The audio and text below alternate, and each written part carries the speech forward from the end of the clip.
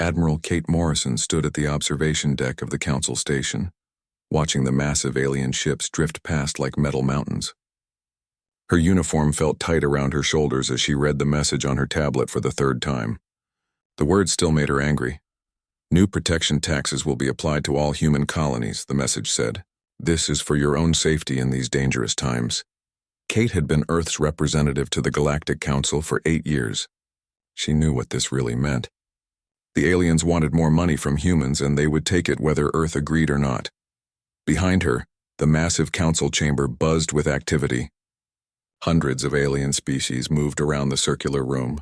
Most ignored the small human section completely. The Zephyrians, tall and blue with crystal formations growing from their heads, acted like they owned everything. The Corax, covered in thick armor and carrying weapons, looked at humans like they were insects. Dr. Alex Turner walked up beside Kate. His lab coat was wrinkled, and his hair looked messy. He had been working for 3 days straight on something secret back on Earth. Bad news from home, Alex said quietly. The Council has marked 6 more of our colonies for something called resource extraction. They didn't ask us first. Kate felt her jaw tighten. Which colonies? New Texas, Haven, and 4 others. All the farming worlds that feed half of human space. A loud voice echoed through the chamber. High Chancellor Vextar, the leader of the Council, was speaking. His voice was like metal scraping against stone. The Zephyrian leader stood 3 meters tall, and his crystal crown caught the light as he moved. The Council has made its decision, Vextar announced. Species that have been part of our great alliance for less than 100 years must contribute more to our common defense. This is only fair. Kate knew he was talking about humans. Most Council species had been members for thousands of years. Humans had only joined 50 years ago, and the Council never let them forget it. Captain Ryan Blake appeared at Kate's side. His face was red with anger. Admiral, I just got word from my ship. The Corax are setting up blockade points around our trade routes. They say it's for security, but my crew says they're demanding payment from our merchant ships. Payment for what? Kate asked. Safe passage through space that belongs to nobody, Ryan said. Commander Lisa Grant hurried over to their group. She worked in Council intelligence and usually stayed quiet during meetings. Today she looked worried. We need to talk, Lisa said. I found something you all need to see. The 4 humans moved to a quiet corner of the observation deck. Lisa pulled out a small device and checked to make sure no one could hear them. I've been monitoring Council communications, Lisa said. They're planning something big. In 5 years, they want to remove Earth's voting rights completely. They're going to make us a protected species. What does that mean? Alex asked. It means we become pets, Kate said. No rights, no freedom, just whatever the Council decides to give us. Lisa nodded. There's more. They've been watching our technology development. They're worried about how fast we're advancing. Some Council members think humans might become a threat. A threat? Ryan laughed, but it wasn't a happy sound. We have maybe 200 ships. The Corax alone have thousands. That's what they want everyone to think, Lisa said. But I've seen their real numbers. The Council isn't as strong as they pretend to be. Most of their ships are old. They haven't fought a real war in centuries. Kate looked out at the alien ships again. They looked powerful and scary. But Lisa was right about one thing. Most of them were old designs, probably hundreds of years old. What about our colonies? Kate asked. Are they really planning to take them? 3 of them for sure, Lisa said. They want the food production moved to Council control. They'll let humans work the farms, but Earth won't own them anymore. Alex made a quiet, angry sound. My brother lives on New Texas with his family. 4 kids. A lot of families live on those worlds, Kate said. Millions of people who thought they were safe. High Chancellor Vextar's voice boomed across the chamber again. Some species question the wisdom of our protection policies. They forget that the galaxy is dangerous. Without the Council's strength, smaller species would not survive. Several alien delegates nodded and made sounds of agreement. Kate noticed that the species who agreed were all the big, powerful ones. The smaller species stayed quiet, but she could see fear in their eyes. He's talking about us, Ryan said. He's talking to us, Kate corrected. This is a warning. Lisa checked her device again. I intercepted something else. The Corax are planning a show of force near our border. They want to remind humans what happens to species that don't cooperate. When? Kate asked. Soon, maybe within days. Kate made her decision. Ryan, get back to your ship. Send a coded message to Earth Command. Tell them we need to have a private conversation about our future with the Council. What kind of conversation? Ryan asked. The kind where we decide if we're going to keep pretending this partnership works? Alex looked nervous. Kate, if we leave the Council, they might consider us enemies. Alex, if we stay in the Council, they're going to make us slaves, Kate said. At least as enemies, we get to fight back. Lisa put her device away. There's something else you should know. I've been in contact with representatives from other species. Quiet conversations. We're not the only ones who are unhappy with how the Council works. Which species? Kate asked. I can't say yet, but some of them have been Council members for a long time. They remember when the Council was supposed to be about cooperation, not control. The chamber began to empty as the Council session ended. The aliens moved in groups, talking in their strange languages. Kate noticed that the smaller species left quickly, like they were afraid to stay too long. We need to get back to Earth, Kate said. All of us. We need to tell our leaders what's really happening out here. What if they don't believe us? Alex asked. Kate watched as the last of the Corax delegates walked past them. Their armor clinked with each step, and their weapons gleamed under the station lights. They looked at the humans like they were already planning something unpleasant. Then we'll show them, Kate said. We'll show them what happens when you underestimate humans. As they walked toward their shuttle, Kate felt something change inside her. For 8 years, she had tried to make the Council partnership work. She had been polite and patient, even when the aliens treated humans like children. That time was over. Earth needed to know the truth about their place in the galaxy, and Earth needed to decide what they were going to do about it. President Elena Walsh sat at the head of the emergency meeting table. Her face was pale as she read the Council's latest message. Around the table, Earth's top leaders waited for her to speak. They want New Texas, Haven, and Harmony, Elena said finally. Complete surrender. They say it's tribute for continued Council protection. General Paul Hayes slammed his hand on the table. Tribute? Since when do Council members pay tribute? Since they decided we're not really members, Admiral Kate Morrison said. She had returned from the Council station 3 days ago with terrible news. We're more like a protected species now. They expect us to be grateful. Dr. Nina Ross looked up from her computer. I've been running numbers on our defensive capabilities. If we refuse their demands, they'll probably send the Corax fleet to make us change our minds. How many ships can they send? Elena asked. Maybe 50 ships for a blockade, Kate said. They won't want to waste too many resources on what they think is a small problem. Elena turned to the wall screen showing the 3 colonies the Council wanted. Millions of humans lived on those worlds. Farmers, teachers, children playing in alien sunlight. All of them would become Council property if Earth agreed to this demand. What happens if we say no? Elena asked. They'll call it rebellion, Kate said. They'll use force to take what they want anyway. Agent Sam Brooks spoke from the corner of the room. He had been undercover in Council space for 2 years, pretending to be a simple human trader. I've been watching their communications, Sam said. They're not expecting resistance. The Corax admiral in charge of this operation thinks humans will surrender immediately when they see his ships. Captain Jake Miller shifted in his chair. His merchant fleet carried supplies between human colonies and Earth. My ships are already reporting Corax patrols along the trade routes. They're stopping our vessels and demanding inspection fees. Inspection fees? General Hayes asked. Money for the right to travel through space, Jake said. Space that doesn't belong to anyone. Dr. Ross brought up another screen showing human ship movements. Our merchant fleet has over 300 vessels. Most are unarmed cargo ships, but they know our space better than any alien fleet. Elena looked around the room. These people had spent months preparing for this moment. Ever since Kate's return with evidence of the Council's real plans, Earth had been getting ready. What about our hidden assets? Elena asked quietly. General Hayes smiled for the first time that day. The asteroid facilities are fully operational. We have 47 ships the Council doesn't know about. Small, fast, and equipped with our best technology. 3 days later, Captain Jake Miller was leading a convoy of merchant ships through the Centauri system when the Corax fleet appeared.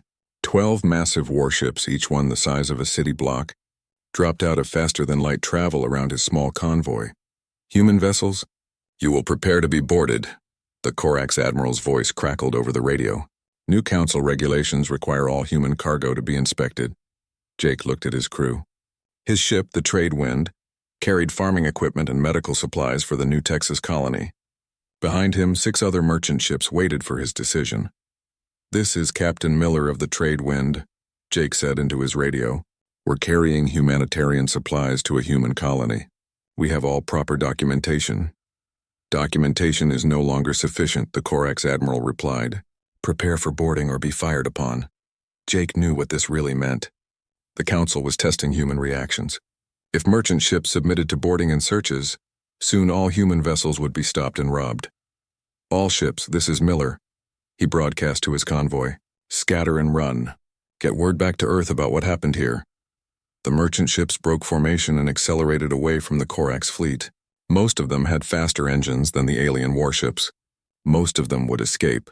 The trade wind wasn't fast enough. Corax energy weapons lit up space around Jake's ship. The first shots were meant to disable his engines. But something went wrong.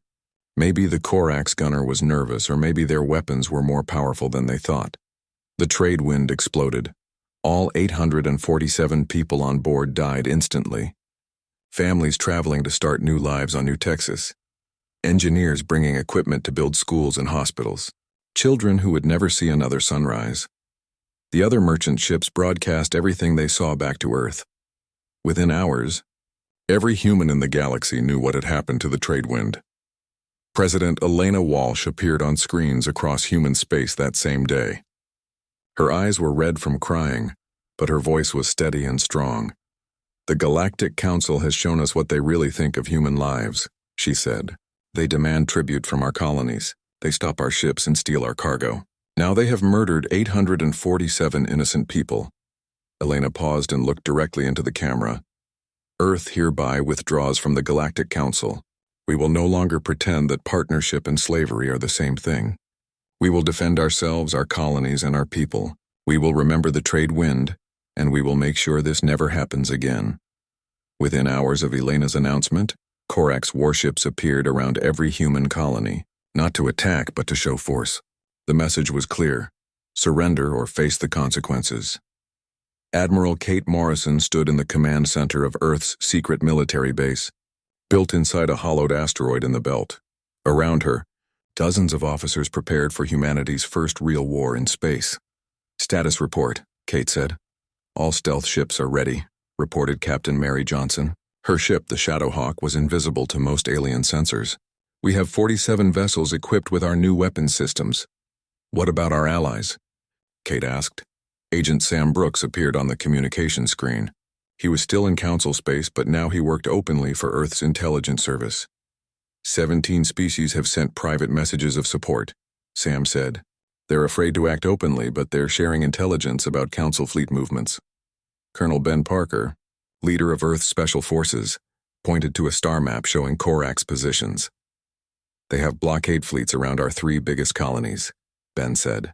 "Maybe 60 ships total. They're spread thin because they don't expect real resistance." Kate studied the map.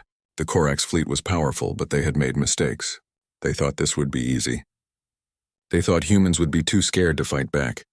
"Dr. Lewis, are our new weapons ready?" Kate asked. Dr. Carl Lewis nodded from his position at the weapons console. "Railgun systems are online. Kinetic bombardment platforms are in position. And our fighters have the new AI-assisted targeting systems." Kate took a deep breath. In a few hours, she would give the order that would change everything. Earth would stop being the Council's pet and start being their enemy. "Signal all units," Kate said.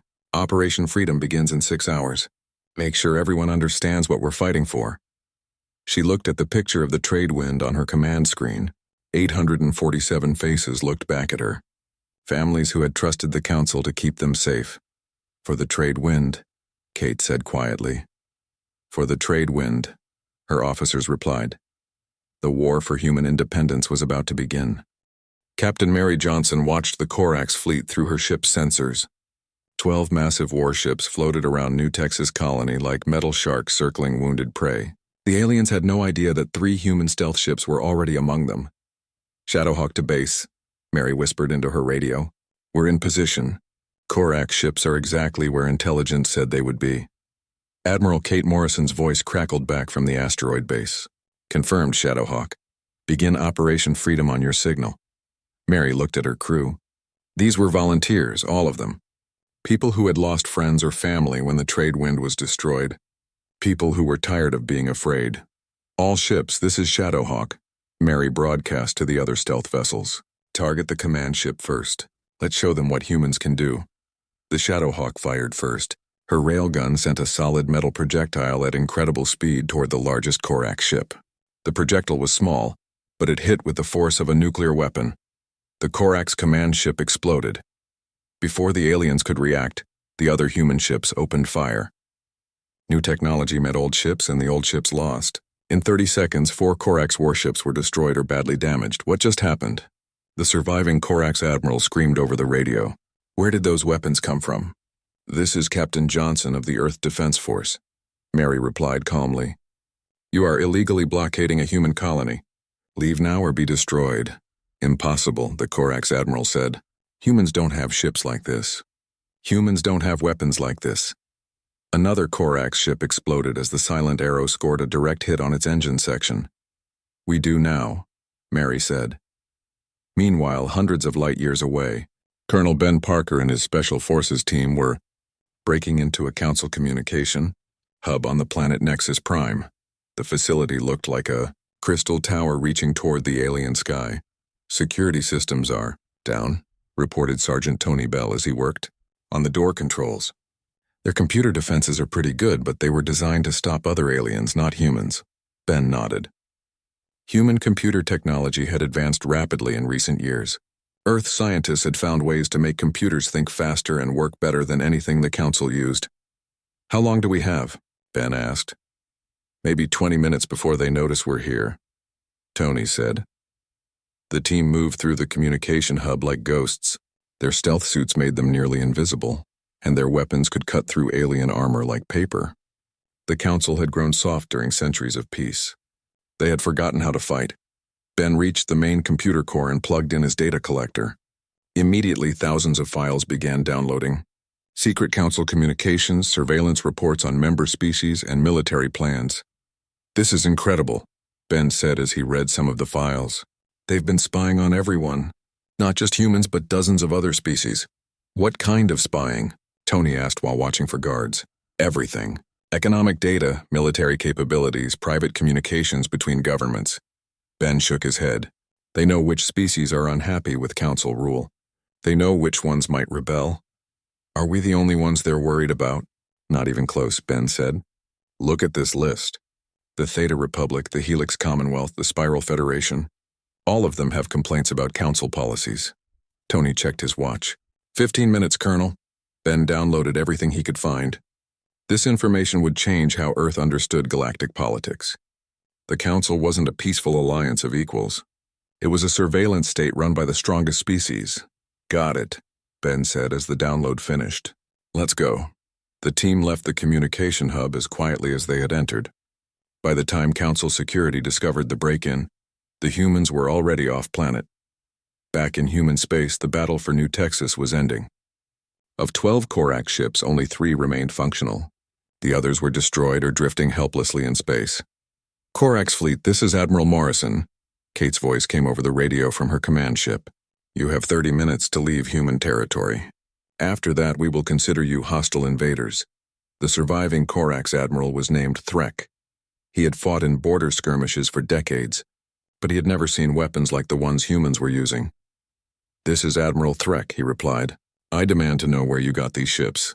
Where you got these weapons? We built them, Kate said simply. Humans are good at building things. Impossible. Your species has only been in space for 200 years, and in that time we've learned a lot. Threk looked at his surviving ships. His crew was scared and confused. They had expected an easy victory over primitive humans. Instead, they had been humiliated by an enemy they thought they understood. I will report this to the Council, Threk said.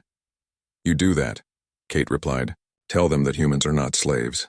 Tell them that we will defend ourselves. And tell them that if they want a war, they can have one.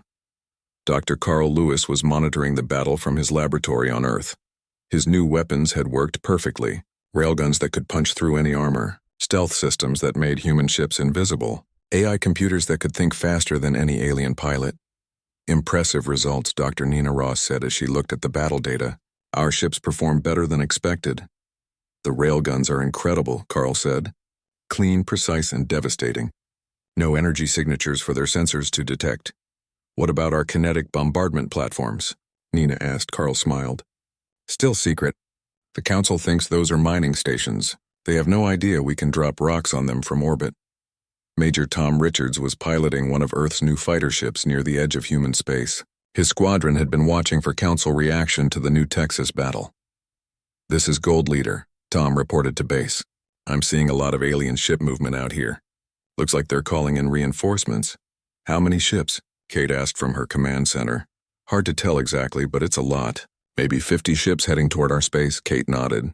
She had expected this. The Council couldn't let humans win a battle without responding. Their reputation for strength was everything to them.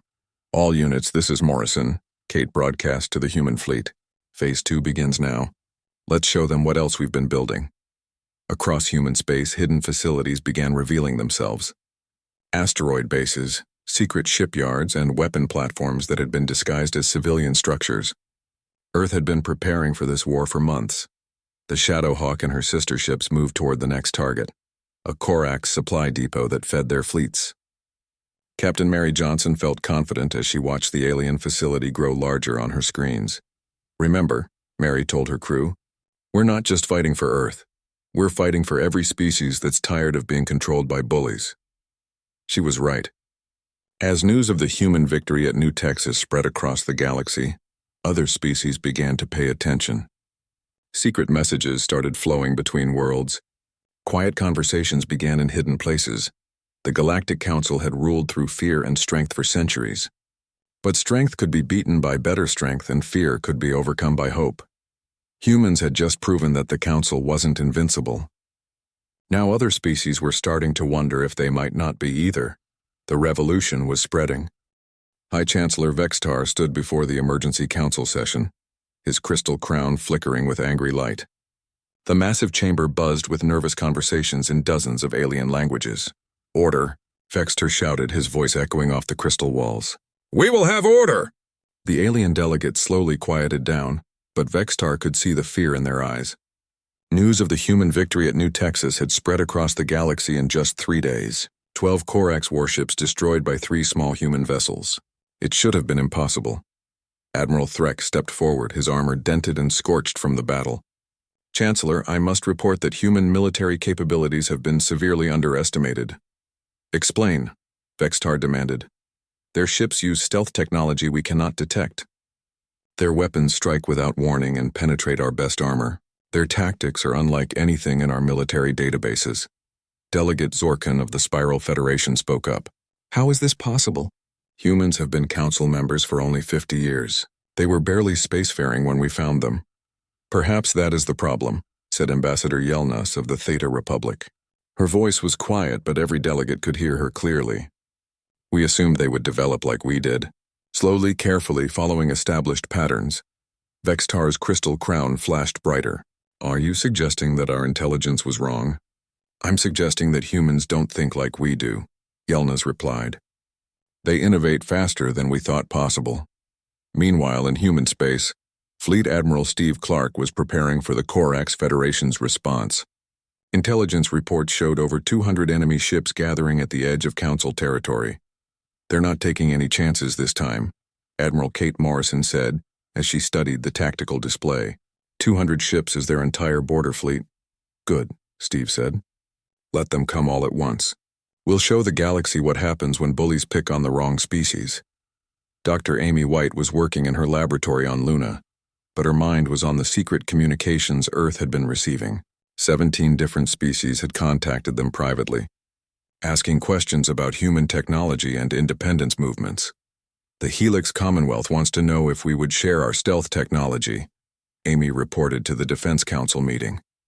The Tau Empire is asking about mutual defense agreements. President Elena Walsh looked at the star map showing species that had contacted Earth. They represented nearly a third of the galaxy's inhabited systems. What do they want in return? Elena asked. Freedom, Amy said simply. They're tired of council taxation, council surveillance, and council control over their trade routes. Colonel Ben Parker appeared on the communication screen from his position near council space. I can confirm that the Council is losing control. My team intercepted communications from 12 different species. They're all talking about independence, warrior. What about the big species? Elena asked. The ones that run the Council?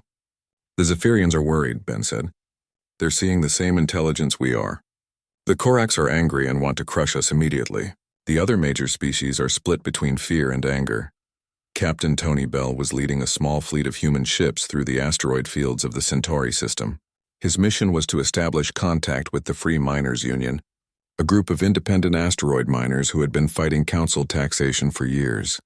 Human ships. This is Mining Station Alpha, came a rough voice over the radio. State your business. This is Captain Bell of the Earth Defense Force, Tony replied. We're here to talk about mutual interests. You mean you want to hire us to fight the Council?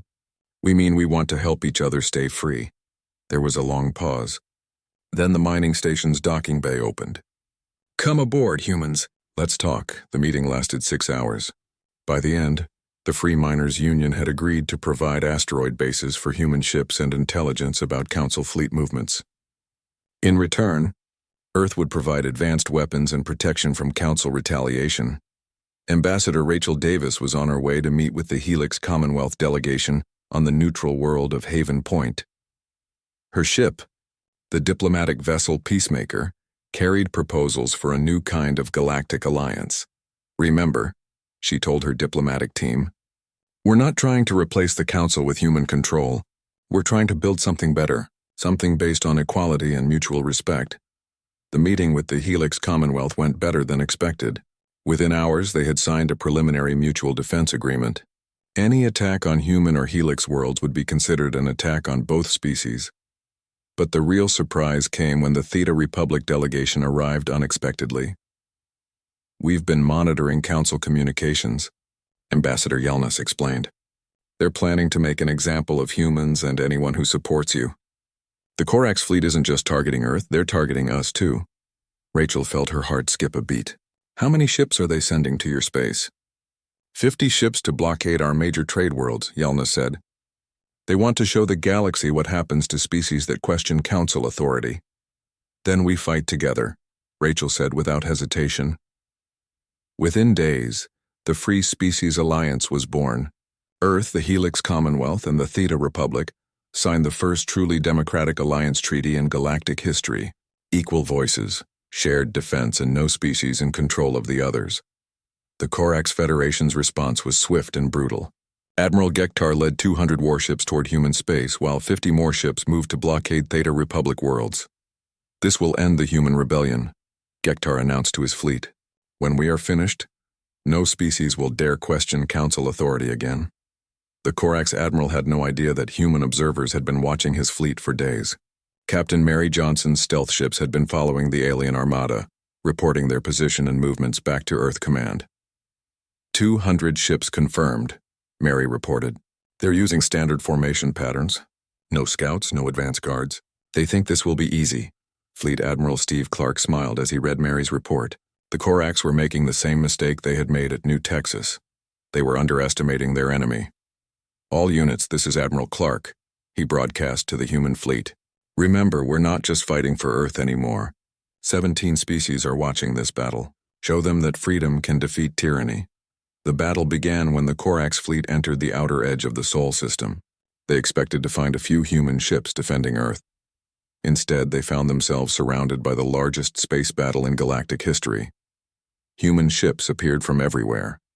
Stealth vessels decloaked around the Korax formation. Hidden weapon platforms revealed themselves among the asteroids. Earth's entire secret fleet, built over months of preparation, struck at once. Dr. Carl Lewis watched the battle from his control room on Earth.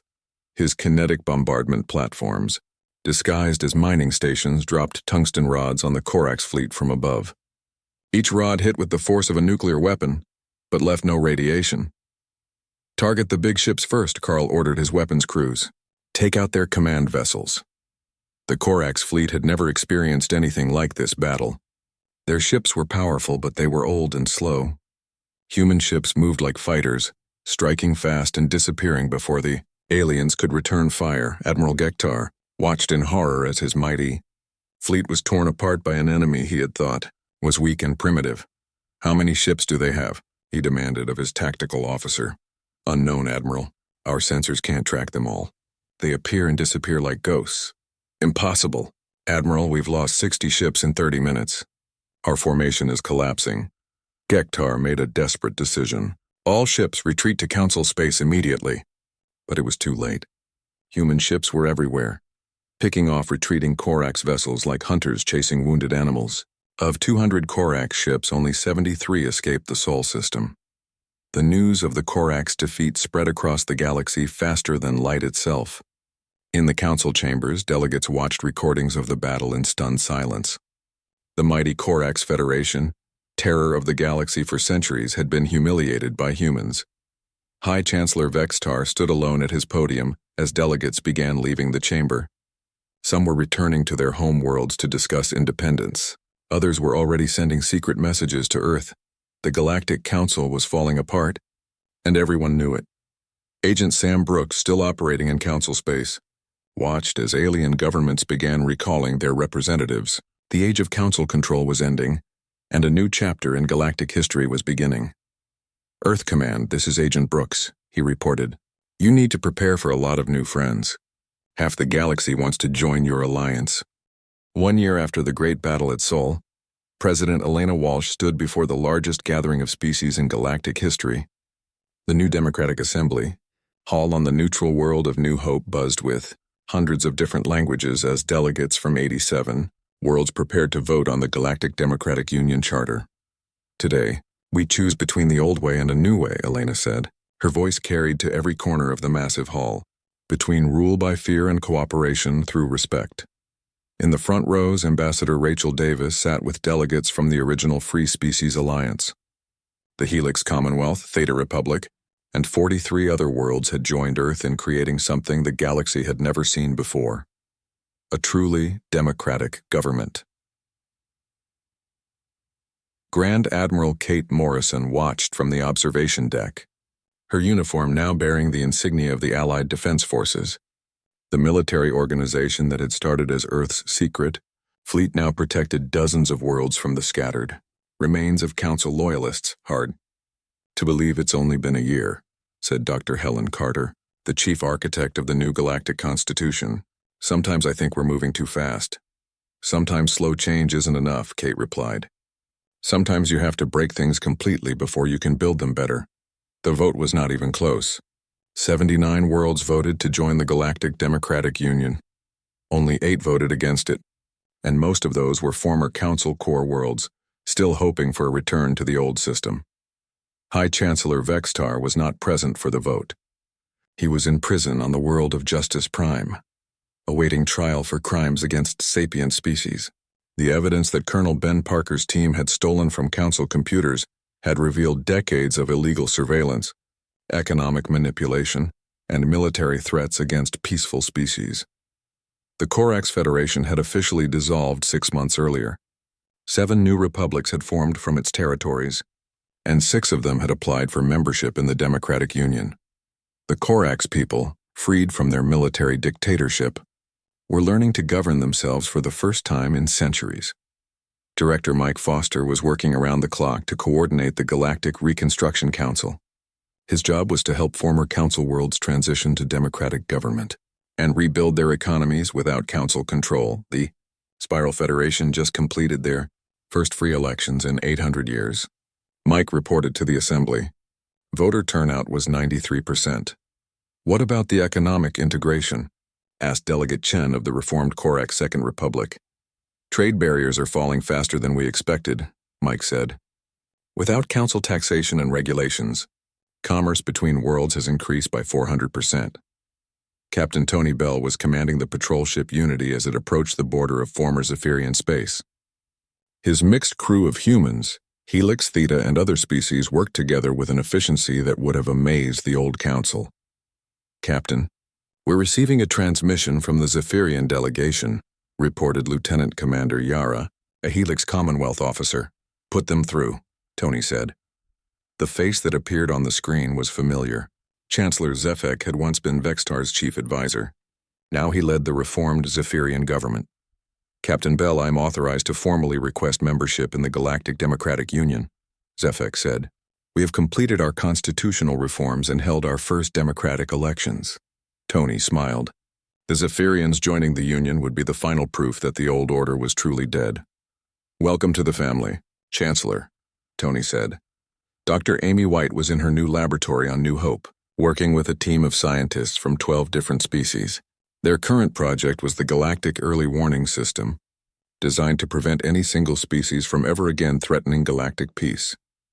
The monitoring satellites are online in 47 systems, reported Dr. Kava, a Theta Republic scientist.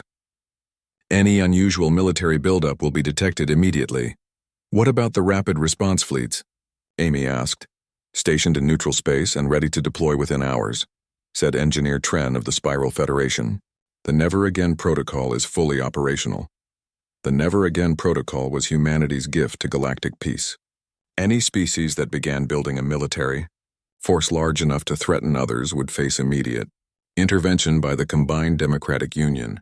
Fleet's Fleet Admiral Steve Clark was inspecting the new Galactic Defense Academy on Luna. Young beings from dozens of species trained together, learning not just military tactics but the principles of democratic cooperation. These cadets will be the guardians of our new order, Steve told Admiral Kate Morrison as they watched a mixed unit practice combat maneuvers. They'll make sure no species ever rules the galaxy through fear again. Kate nodded, remembering the scared human delegation she had led at the old council station. Elena wants me to take over as Academy Commandant when I retire from active duty. Will you do it? Yes. Someone needs to teach these young people about the price of freedom. In the center of the Academy's main courtyard stood a memorial made of black stone. 847 names were carved into its surface, each one representing a life lost when the trade wind was destroyed. Captain Jake Miller visited the memorial every time he came to Luna. His new ship, Tradewind 2, carried supplies and passengers between Democratic Union worlds. The shipping lanes were safe now, protected by Alliance patrols and governed by fair trade agreements. Your sacrifice wasn't forgotten, Jake whispered to the memorial. We built something worth dying for. Agent Sam Brooks had given up his spy career and become Earth's first ambassador to the reformed Council territories. His job was to help former Council core worlds adapt to democracy and join the galactic community as equals rather than rulers. The transition is going better than expected, Sam reported to President Elena Walsh during their monthly conference call. Most species are eager to try something new after centuries of authoritarian rule. What about resistance movements? Elena asked. A few die-hard Council loyalists, but they're losing support every day. It's hard to argue for the old system when the new one is working so well. Elena looked out the window of her office at the Earth below. Cities sparkled in the sunlight, and orbital stations moved like bright stars across the sky. Humanity had come far from the scared species that had joined the Council 50 years ago. Sam, do you ever wonder if we moved too fast? If we should have tried to reform the Council instead of destroying it? No, Sam said without hesitation. Some systems are too broken to fix. Sometimes you have to start over completely. The first anniversary celebration of the Democratic Union lasted for 3 days. Delegates from across the galaxy gathered on New Hope to mark the end of Council rule and the beginning of a new age. Admiral Kate Morrison, now 73 years old, stood before the memorial to the trade wind victims that had been built in the center of New Hope's capital city. Around her, children from dozens of species played together in parks that had once been military bases. We kept our promise, she said to the memorial. No one will ever again die for refusing to be slaves. Dr. Helen Carter was putting the finishing touches on the Galactic Constitution, the document that would govern the Democratic Union for generations to come. The principles were simple. Every species had equal voice. No species could rule others, and freedom was the right of all sapient beings. Article 1. Helen read aloud to the Constitutional Convention. All sapient species are created equal and possess inherent rights that cannot be taken away by any government or alliance. The applause that followed could be heard across the galaxy. As the celebration continued, Elena Walsh walked through the memorial garden where representatives from every member species had planted native trees from their home worlds. Earth's oak tree grew beside a helix crystal flower and a theta singing vine. Different species, Different worlds, but growing together, she murmured. Her aide, a young Zephyrian named Kresh, nodded respectfully. The old Chancellor Vextar believed that differences meant conflict. You've shown us that differences can mean strength. Elena smiled as she watched the sunset paint the sky in colors that would have been impossible on any single world.